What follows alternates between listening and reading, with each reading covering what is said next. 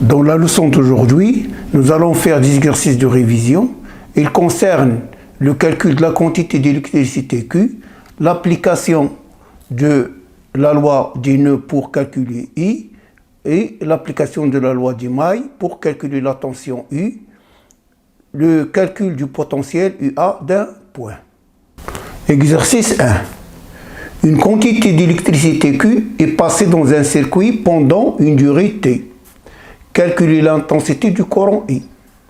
Donc on vous donne le tableau, Q en coulomb ou bien en ampère-heure et le temps en secondes ou bien en minutes, et vous allez calculer le courant qui traverse le circuit EA, c'est-à-dire en ampères.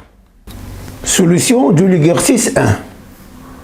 On a vu dans le cours que IA, c'est-à-dire I en ampères, est égal à Q en coulomb divisé par le temps en secondes. Donc pour la première colonne, nous avons 50 coulombs et nous avons un temps de 10 secondes. C'est le temps de passage des charges dans le circuit électrique. Donc, en appliquant la formule Q sur T, nous aurons 50 divisé par 10, ça donne 5 ampères. Pour la deuxième colonne, nous avons 600 coulombs et nous avons le temps de passage 60 secondes. Donc on fait le rapport, 600 divisé par 60, ça donne 10 ampères. Pour la troisième colonne, nous avons 7200 coulombs divisé par 3600 qui correspond à 1 heure, parce qu'ici nous avons 1 heure. Donc convertir 1 heure en secondes, ça nous donne 3600 secondes. Donc 7200 divisé par 3600 secondes, ça donne 2 ampères. Pour la quatrième colonne, nous avons 6 heures et 30 minutes. Donc nous allons convertir ampère-heure en coulomb et les minutes en secondes. Ampère-heure, il faut convertir l'heure en secondes et multiplier par 6 pour obtenir les coulombs ou les ampères secondes. C'est la même chose. D'après la formule, un coulomb est égal à un ampère multiplié par 1 seconde. Donc, cette conversion, ça donne 6 fois ampère fois 3600 secondes. Et 30 minutes, ça fait, oui, 30 fois 60, ça donne 1800. Donc, nous aurons 6 fois 3600 secondes, ça donne 21 600 ampères secondes. Et nous avons dit que ampère seconde, c'est coulomb. Un ampère est égal à 1 coulomb divisé par 1 seconde. Donc, un ampère fois seconde est égal à 1 coulomb. Donc, c'est, ou bien ampère seconde. Donc, c'est 21 600 divisé par 1800, ça donne 12 ampères. La même chose pour l'avant-dernière colonne. Nous avons 0,5 multiplié par 3600, ça donne 18 000 ampères secondes. Donc, et le temps, 36 000 secondes. Si on fait la division, on obtient 0,05 ampères. Pour la dernière colonne, nous avons un ampère-heure. Donc, 1 ampère-heure, ça correspond à 1 multiplié par 3600, ça donne 3600 ampères secondes. Divisé par 5 minutes, ça donne 300 secondes. Donc, si on fait le rapport, nous aurons 12 ampères. Exercice 2. On a aboutissent 5 conducteurs. C'est la figure 1. Le sens des courants sont précisés pour 4 d'entre eux. Trouvez l'intensité du courant I5 et son sens pour chaque ensemble de valeurs I1, I2, I3, I4. Donc, I1 en ampères, I2 en ampères, I3 en ampères, I4 en ampères, I5 en ampères. On vous donne les 4 courants et on vous demande de déterminer I5. Pour chaque combinaison des 4 courants, on vous demande de déterminer le courant I5. Solution exercice 2. Qu'est-ce qu'il nous dit la loi du nœud? La loi du nœud dit que dans un nœud, la somme du courant entrant est égale à la somme du courant sortant. Dans notre cas, nous avons Les courants entrants, c'est I1 et I4. Les courants sortants, c'est I2 et I3. Pour I5, nous allons choisir un sens arbitraire. On doit lui attribuer soit le sens positif, ça veut dire qu'il est entrant, ou bien le sens négatif, c'est il est sortant. Donc nous allons choisir, on va supposer qu'il est entrant. Donc dans notre cas, I1 et I4 courant entrant, I2 et I3 courant sortant. I5 sera déterminé d'après l'équation 1. Puisqu'on ne connaît pas le sens de I5, supposons qu'il est entrant. C'est une supposition comme on peut supposer qu'il est sortant. Ça ne change rien au résultat final. Donc, I2 plus I3 égale à I1 plus I5 plus I4. Les courants sortants, les courants entrants. I2 plus I3 est égal à I1 plus I5 plus I4. Donc, I5 égale I2 plus I3 moins I1 plus I5. Donc, nous allons remplir le tableau. 2 plus 3, ça fait 5. 5 plus 6, ça fait 11. 5 moins 11, ça fait moins 6 ampères. Qu'est-ce que ça veut dire moins 6 ampères? 6 ampères, c'est la valeur absolue du courant. Et le moins, ça veut dire qu'il n'est pas entrant, mais en réalité, il est sortant comme j'ai représenté sur le schéma. I5, il est sortant, même si on a supposé au départ qu'il est entrant, mais le calcul nous a démontré qu'il est en réalité qu'il est sortant. Maintenant, voyons le courant I5 pour la deuxième colonne. Nous avons 5 plus 4, ça fait 9. 7 plus 2, ça fait 9. Et 9 moins 9, ça fait 0. Pour la troisième colonne, nous avons 1 plus 6, ça fait 7. Et 8 plus 2, ça fait 10. 7 moins 10, ça fait moins 3 ampères. Même chose, ça veut dire que la valeur absolue du courant, c'est 3 ampères, mais le signe moins indique qu'il est sortant et il n'est pas entrant comme on a supposé au départ. Donc voilà, j'ai représenté le courant I5 sortant. Pour la dernière colonne, nous avons 2 plus 3, ça fait 5. 1 plus 4, ça fait 5. 5 moins 5, ça fait 0. Dans les deux cas, le courant I5 est sortant. Si nous avons supposé au départ qu'il est sortant, au lieu de trouver moins 6 ampères, moins 3 ampères, nous aurons 6 ampères, c'est-à-dire plus 6 ampères, plus 3 ampères. Exercice 3. Soit la figure 1. Calculez le courant I1, c'est-à-dire ce courant-là. On vous donne I4 est égal à 1 ampère, I3 est égal à 3 ampères, et I2 est égal à 2 ampères. Solution de l'exercice 3. Calcul du courant I1. Donc, nous allons utiliser la loi du nœud. Au nœud A, nous avons le courant entrant, c'est I1, I6. Et le courant sortant, c'est I4. Donc, I1 plus I6, I1 plus I6 égale à I4. Au nœud A, on a I1 plus I6 est égal à I4, donc I1 est égal à I4 moins I6. L'intensité du courant I6 est inconnue. Donc on a deux inconnus, on a I1 et I6.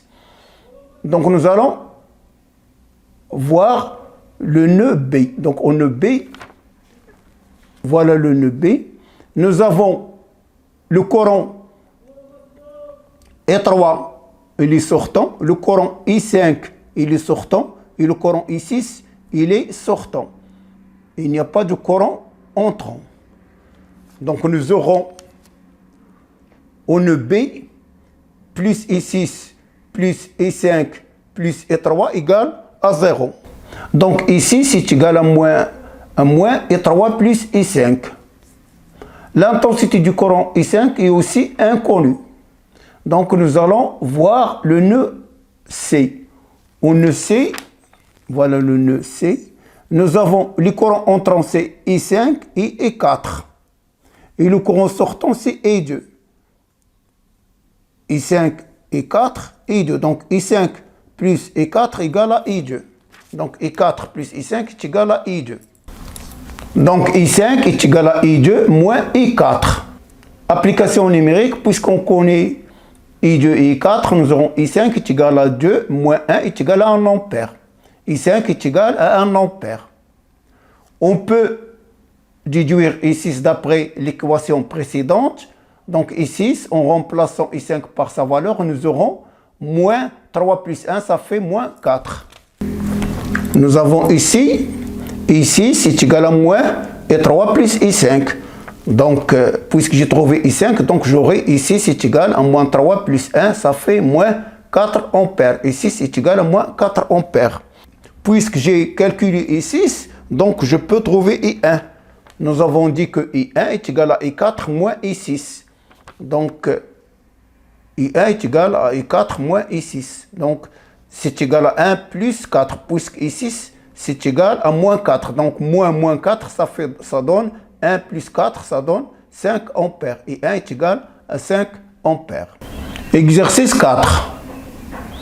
Pour le réseau de la figure 1, on donne I1 est égal à 10 ampères, I4 est égal à 4 ampères et I6 est égal à 5 ampères. Calculer les intensités du courant. Deuxièmement, préciser quel est le dipôle générateur dans ce montage. Donc, vous avez le montage de la figure 1. Solution de l'exercice 4. 1. Calcul des intensités du courant au nœud H. Voilà le nœud H. Donc nous avons un courant I1 qui est entrant, nous avons un courant I2 sortant et nous avons un courant I3 sortant. Donc nous aurons I1 qui est le courant entrant est égal à I2 plus I3. Or, le dipôle entre A et H, vous voyez entre A et H, voilà le dipôle entre A et H. Qu'est-ce que vous remarquez? Il y a un fil, c'est un court-circuit. Qu'est-ce que ça veut dire un court-circuit? C'est un fil conducteur qui court-circuite les bornes A et H du dipôle. Et cela entraîne tout le courant I1 traverse le conducteur du court-circuit.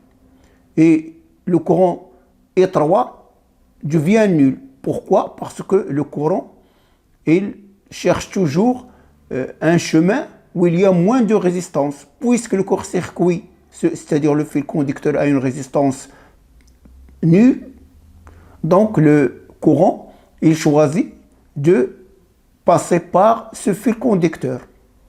Ça veut dire que la totalité du courant I1 passe par I2. Et nous aurons I1 est égal à I2. Et I3 égal à 0.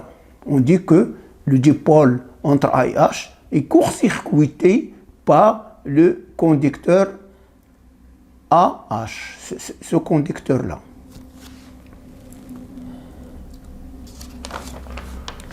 Donc, or, le dipôle entre A et H est court-circuité par le fil traversé par le courant I2.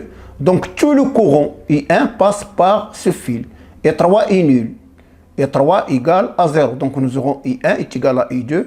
I2 est égal à, disons, au nœud A. Voilà le nœud A.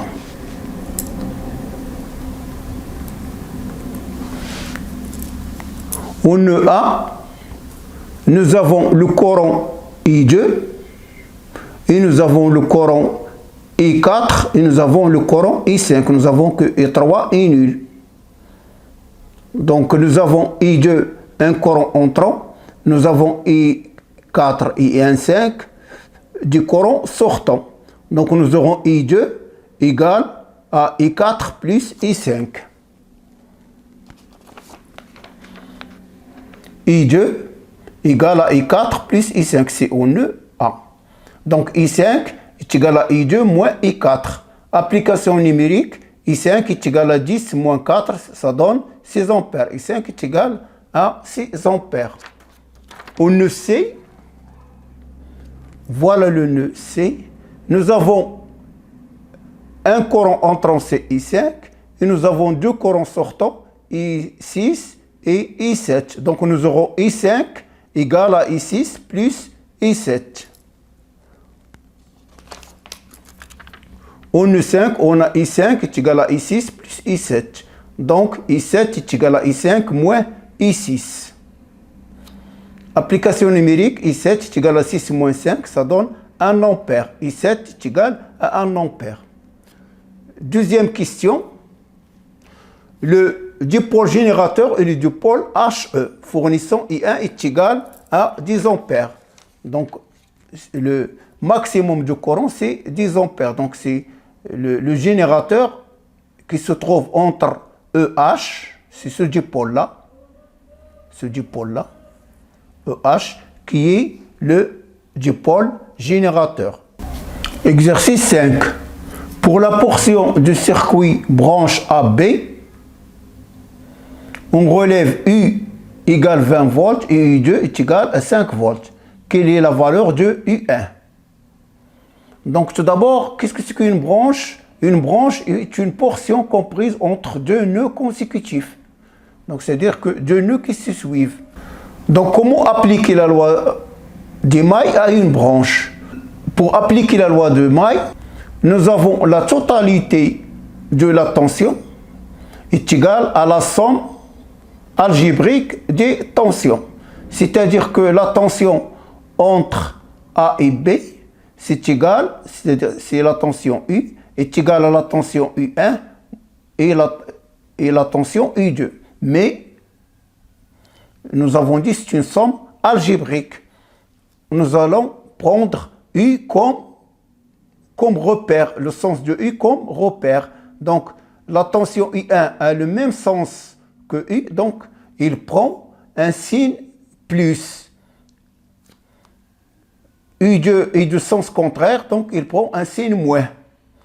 Donc, c'est pourquoi nous avons dit que U est une somme algébrique. Donc, U est égal à U1 puisqu'il a le même signe, moins U2 puisqu'il est du signe contraire. Solution de l'exercice 5. U est la somme de U1 et de U2. Nous avons dit qu'il faut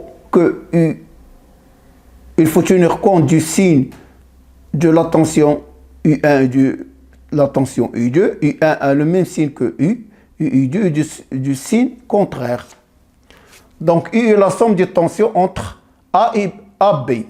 U1 a le même sens que U, donc prend un signe plus. U2 de sens opposé à U, donc prend un signe moins.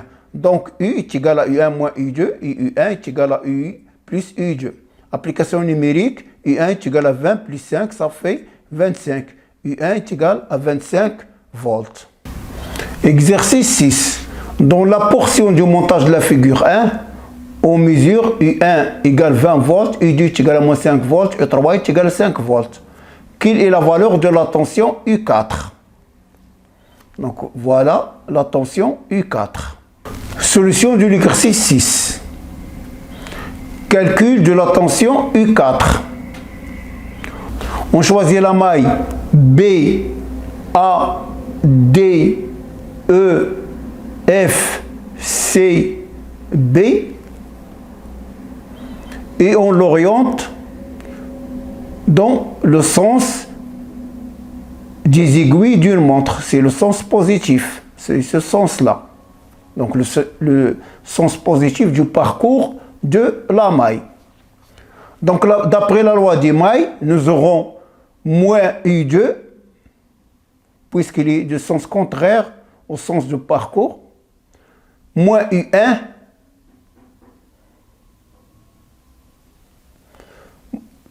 oui, plus U4, plus E3 égale à 0. Donc U4 est égal à U1 plus U2 moins E3. Application numérique, U4 est égal à moins 5 plus 20 moins 5, ça donne plus 10 volts. U4 est égal à plus 10 volts. Exercice 7. On mesure figure 1, U2 est égal à 5 volts, U est égal à moins 10 volts. Donc U égale à moins 10 volts et U2 égale à 5 volts. Le potentiel de C, de ce point-là, est pris pour origine du potentiel. Ça veut dire quoi, pris pour origine du potentiel? Ça veut dire que UC est égal à 0 volts. Quel est le potentiel de A? Quel est le potentiel de ce point-là? Solution de l'exercice 7. Calcul du potentiel du point A. Pour la branche AB,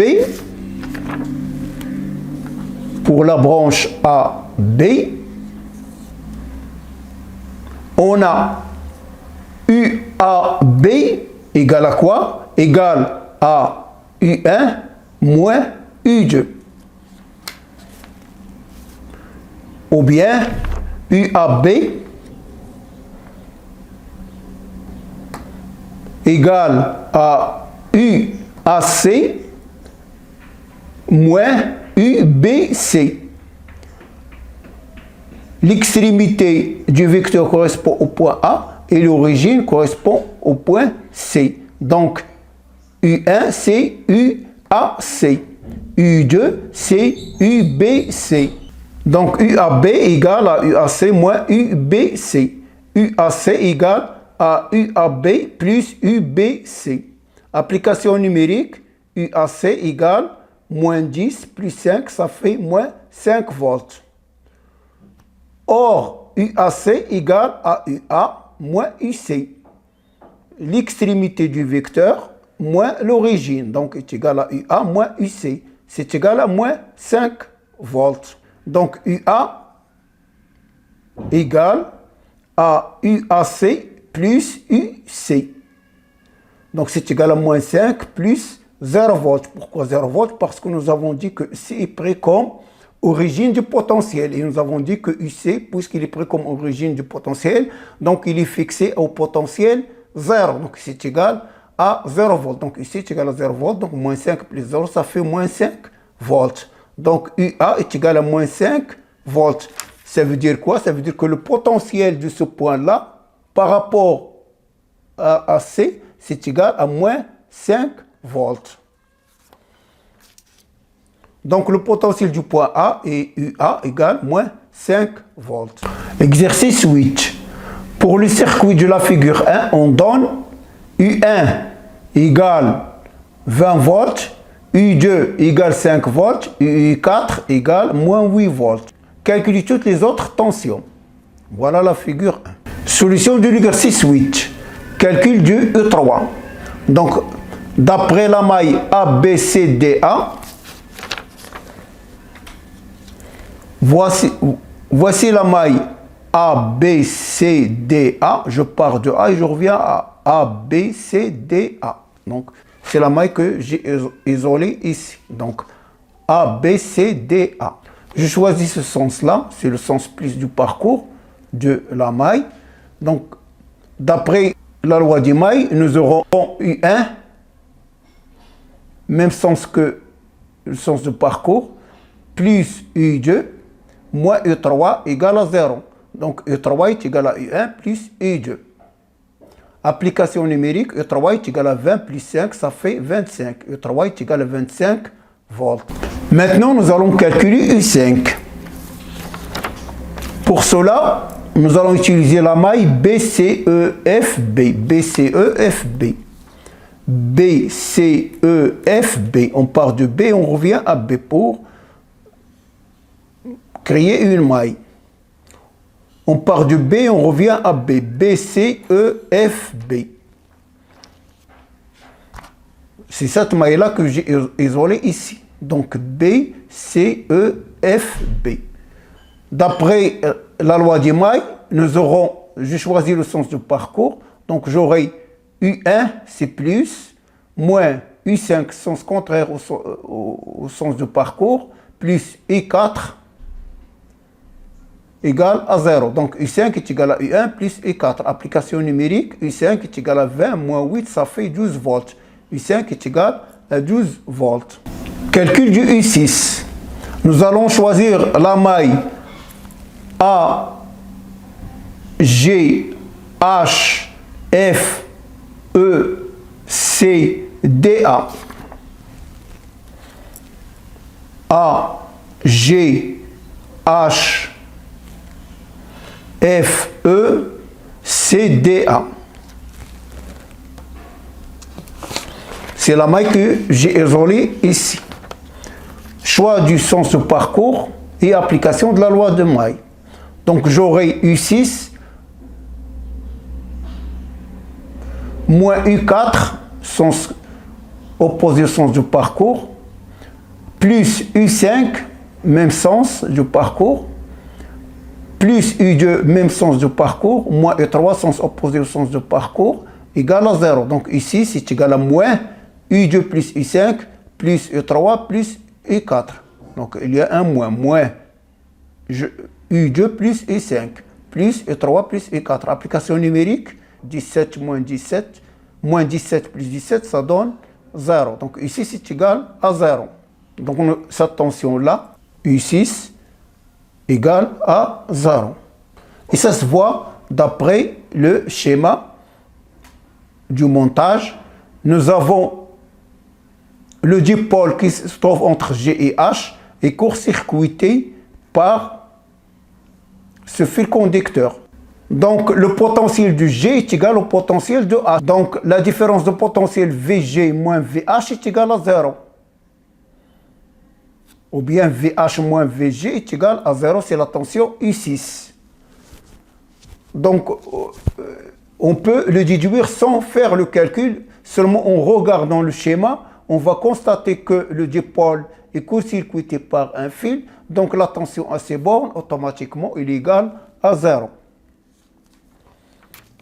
Donc, c'est ce que j'ai représenté sur le schéma.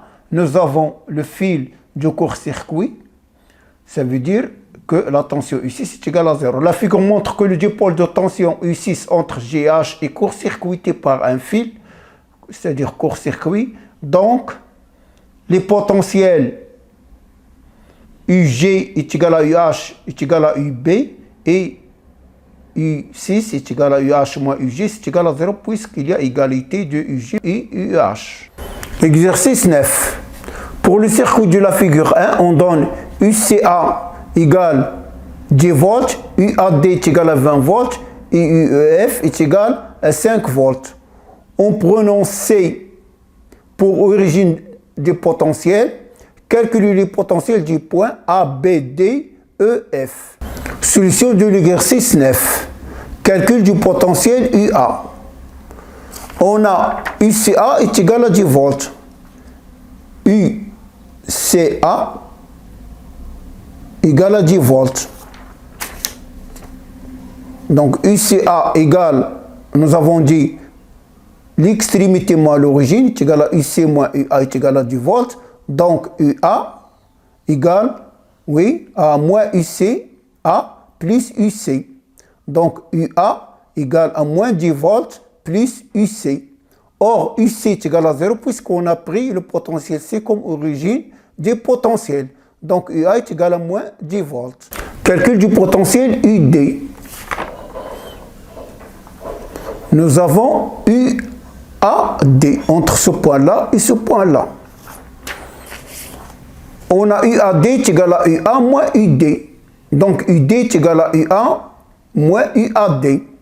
Application numérique, UD est égal à moins 10 volts, puisqu'on a calculé UA, on a trouvé moins 10 volts. Donc moins 10 volts, moins 20 volts. Ça donne moins 30 volts. UD est égal à moins 30 volts. Pour les points B, D, E, I, F sont au même potentiel électrique, puisqu'ils sont reliés par le même fil électrique.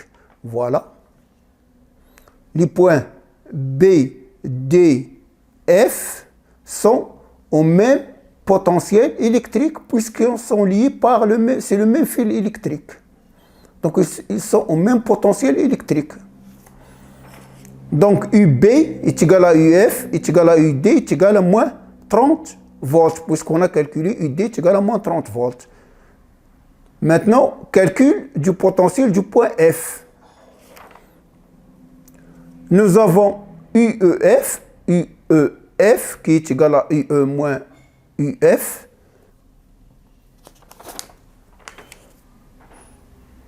Calcul du potentiel du point E. UEF est égal à UE moins UF est égal à 5 volts. Donc, UE est égal à plus 5 volts plus UF.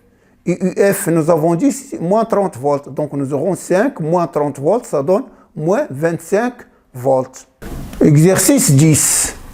3 points A, B, C d'un montage sont portés au potentiel suivant. UA est égal à moins 6 volts, UB est égal à 4 volts, UC est égal à moins 1 volt. Calcule UAB, UBC, UCA. Solution de l'exercice 10. Calcul du UAB. Nous avons UAB est égal à UA moins UB. Application numérique, UAB égale à moins 6, moins 4 est égal à moins 10 volts. Donc UAB est égal à moins 10 volts. Maintenant, calcul du UBC.